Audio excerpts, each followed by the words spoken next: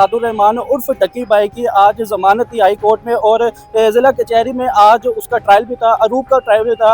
Ducky zone साहब वो खुद पेश भी हुआ था। मेरे साथ इस वक्त सीनियर एडवोकेट फयाज नाम मौजूद, उनसे बात करते हैं। ऐसा मुझे ये बताइएगा कि डक्की साहब की आज पेशी भी थी और अरूप का ट्रायल भी था और जमानत भी थी। आज क्या कमरे अदालत में गुफ्तगू हुई? आज दो तरह की हियरिंग थी। एक तो लाहौर हाई कोर्ट में जस्टिस शहराम सरवर चौधरी साहब की अदालत में डक्की की बेल थी।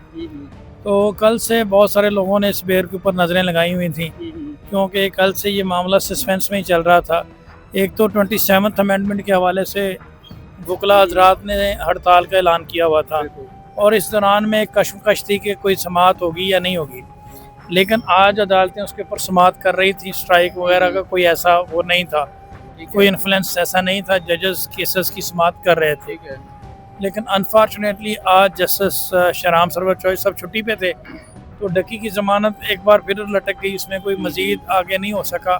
अब रूटीन में उनकी आगे फर्दर एक पेशी मिलेगी, एक आधे वीक की जो भी हियरिंग होगी वो भी डिसाइड नहीं हुआ, तो पेशी मिलेगी। फिर उस पर आर्गूमेंट्स होंगे दोनों पार्टीज़ के, नेशनल साइबर क्राइम के और अक्यूज पर्सन ये जो पटिशनर है डक्की, इसकी लीगल टीम के, और उसके बाद फिर अदालत जो है वो फैसला करेगी बेल का। बेहतर वगैरह में साहब मुझे ये बताइएगा, पहले जस्टिस साहब ने समाअत सुनने से इनकार कर दिया, आप जस्टिस साहब थे वो गैर हाजिर हो गए, तो इस केस की आखिर नौयत कहाँ तक आप देख रहे हैं, कहाँ केस जाता नजर आ रहा है आपको? देखें यार, ये केस तो बिल्कुल क्लियर है, इसमें कोई ऐसा नहीं है। देखिए अब इसमें बहुत सारे डाउट्स आ गए इन्वेस्टिगेशन में भी। जिस टीम ने इन्वेस्टिगेशन की थी वो इस वक्त जेलों में है, खुद करप्शन के एलिगेशन में, और ये सीधा सीधा फर्दर इंक्वायरी का मैटर है, कोई ऐसा उसमें नहीं है। बेलेबल इन नेचर ऑफेंसेस हैं, तो बेल तो इसमें बनती है। अब मैटर अनफॉर्चुनेटली हेयरिंग के लिए फिक्स ही नहीं हो रहा। पहले जज साहब ने माजरत कर लिया, जज साहब छुट्टी पे चले गए, तो अब इसके ऊपर समाअत होगी तो कोई डिसीजन आएगा। ठीक है जी। अच्छा रामेश साहब, ये बताइएगा कि अरूप का भी यह ट्रायल था, तो उस हवाले से जरा अपडेट दीजिएगा। आज डिस्ट्रिक्ट कोर्ट लाहौर में भी नईम वट्टू साहब की अदालत में पेशी थी, जिसमें अरूप जुतोई, सुबहान उनके जो मैनेजर हैं उनका और डक्की तीनों की पेशी थी। ठीक है। सुबहान की हद तक मैंने एक एप्लीकेशन दी है 249A की। अच्छा। कि इसको बरी किया जाए। सुबहान के ऊपर एलिगेशन ये था कि वो पिछले 10 साल से बायनोमो एप्लीकेशन का एजेंट है और डक्की का मुलाजम है। 9 दिन के रिमांड में ये बात साबित हुई कि वो 3 मंथ से वहाँ पे काम कर रहा था और उसका इस तरह की प्रमोशन के साथ कोई ताल्लुक नहीं था। तो इन चीज़ों को देखते हुए सुबहान जो है उसकी एप्लीकेशन को अदालत ने एंटरटेन किया है और इंशाल्लाह वो इस मुकदमे से बाइज्जत बरी होगा। ठीक है।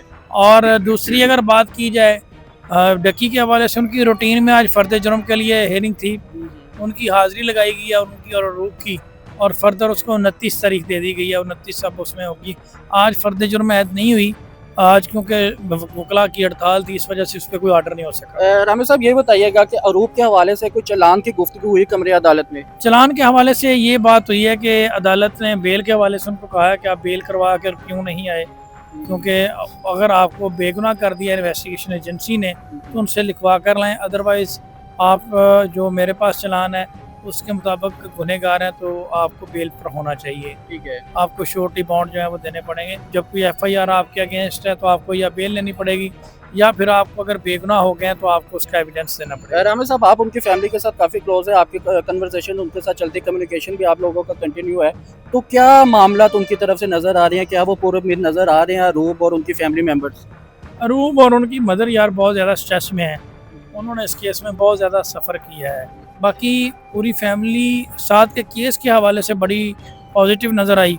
उन्होंने कहा जी हमें अपनी इनोसेंस पे पूरा बिलीव है और इंशाल्लाह हम इसमें से सुरखरू होंगे। आप पहले दिन से लेकर आज के दिन तक डक्की और डक्की की फैमिली के साथ है, तो क्या उनको किसी ने तवज्जो नहीं दिलाई कि ये वकील साहब आपके साथ लॉयल है, तो इनको लीड दिया जाए इनको? देखें, बहुत शुक्रिया आपका। देखें, मैं इस तरह की रेस का प्लेयर नहीं हूँ। ठीक है, मेरा ना किसी से कोई कंपैरिजन है, मेरा डक्की के साथ एक अच्छा ताल्लुक़ है, हम उस ताल्लुक़ को निभा रहे हैं और वॉलंटियर इस केस में पेश हो रहे हैं और अपना जो भी पॉजिटिव रोल है वो प्ले कर रहे हैं। मैं सिर्फ यही कहूँगा कि मेरा बिलीव अल्लाह की ज़ात पे है और जिसे अल्लाह इज़्ज़त देता है ना, दुनिया का कोई इंसान उसे कम नहीं कर सकता।